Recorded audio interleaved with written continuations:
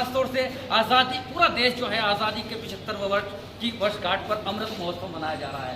जगह जगह विभिन्न सांस्कृतिक कार्यक्रम का आयोजन किया जा रहा है, देशभक्ति से प्रेरित कार्यक्रम का आयोजन भी किया जा रहा है। लेकर चलता हूं सीधा जानसठ, जो ऐतिहासिक कस्बा जानसठ है, और वहां पर डीएवी इंटर कॉलेज जानसठ के अंदर भी आज गुरु तेग बहादुर जयंती के मौके पर आयोजन किया गया है, प्रतियोगिताओं का आयोजन किया गया है।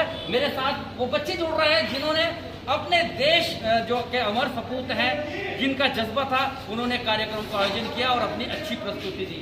खासतौर से आप झांसी की रानी बनी है, क्या है मन में जज्बा और क्या संदेश देना चाहेंगी झांसी की रानी? मैं सभी महिलाओं के लिए संदेश देना चाहती हूँ कि जैसे झांसी की रानी ने अपनी प्राणों की आहुति देकर अपने देश की रक्षा करी, ऐसे ही सारी महिलाएं ऐसे ही उनकी तरह बहादुर बने। कहाँ से आप, क्या नाम?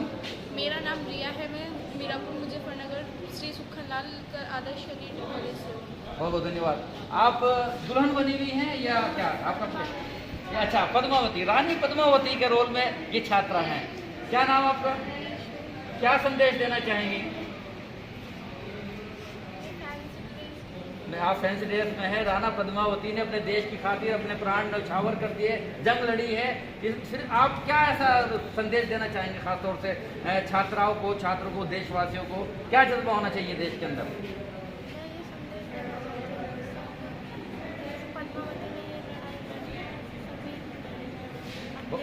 अपने देश के लिए। आप क्या रोल प्ले किया आपने? फैंसी ड्रेस में। आप क्या नाम? नैना। आप दुल्हन का किरदार अदा कर रही थी, और क्या जी? राधा। हमारे देखिए राधा बनी हुई थी, तो क्या संदेश देना चाहेंगी छात्राओं को खासतौर पे? जैसे कृष्ण और राधा ने अपने प्रेम को तोड़ रखा, वैसे ही सब अपने प्रेम को तोड़ रखा। बहुत बहुत धन्यवाद। ये बच्ची है, क्या आपने खासतौर से आज सुनाया? मैंने कविता लिखने में भाग लिया। कविता की कोई एक पंक्तियाँ सुनाएंगी? हर हिंदुस्तानी की आशा होती है हिंदी, भारत की जनता की भाषा होती है हिंदी। मैंने हिंदी के महत्व को समझाया, क्योंकि आजकल जो लोग हैं वे हिंदी बोलने में शर्माते हैं, क्योंकि इंग्लिश को हमने इतना मेल बना दिया है कि हिंदी को बोलने में लोग शर्मा रहे हैं। इसलिए मैं हिंदी का महत्व समझाना चाह रही हूँ। बहुत अच्छा। आप मिस इंडिया क्या या मिस यूनिवर्स का प्ले कर रही थी? मिस इंडिया के लिए क्या जरूरत? ठीक है, आप खूबसूरत हैं, बहुत अच्छा आपने प्रदर्शन भी किया है। क्या संदेश देना चाहेंगे आप अपनी, हमारी खास तौर से महिलाओं को, बच्चियों को, लड़कियों को? सर मैं यही कि इस मैच को करवाना चाहिए, जो आप अपना टैलेंट वो दिखाना चाहिए। बहुत बहुत धन्यवाद। आपका क्या रोल प्ले था? आपने बहुत अच्छी कविता पढ़ी है, जरा मैं चाहूंगा कि आप सुना सकती हैं दो लाइन?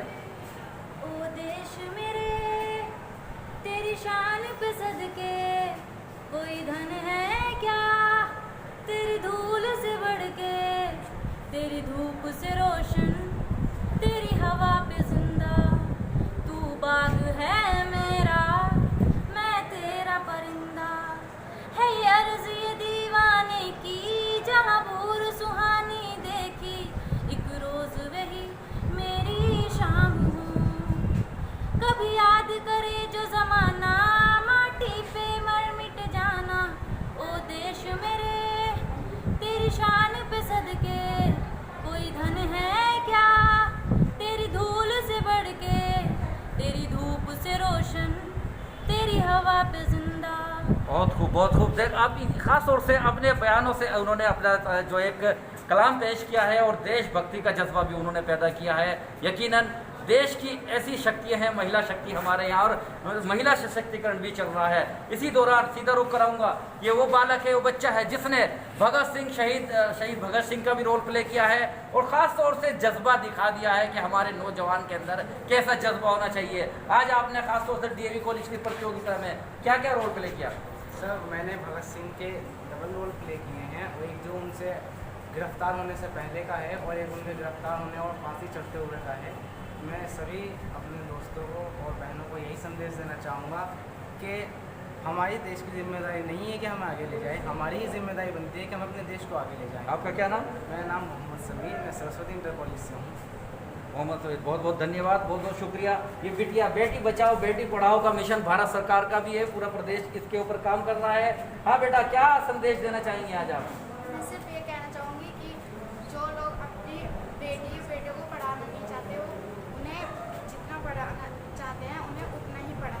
बहुत बहुत धन्यवाद आपका। किस चीज़ में पार्टिसिपेट किया? जी जी, कोई एक मुखड़ा सुनाएंगे, किसी एक पंक्ति? सर जैसे कि तेग बहादुर जी ने अपने देश के लिए अपनी जान कुर्बान करी है, ऐसे ही सबको बहुत बहुत अच्छा। यहाँ पर डॉक्टर्स और एडवोकेट्स की वेशभूषा में भी यहाँ पर है।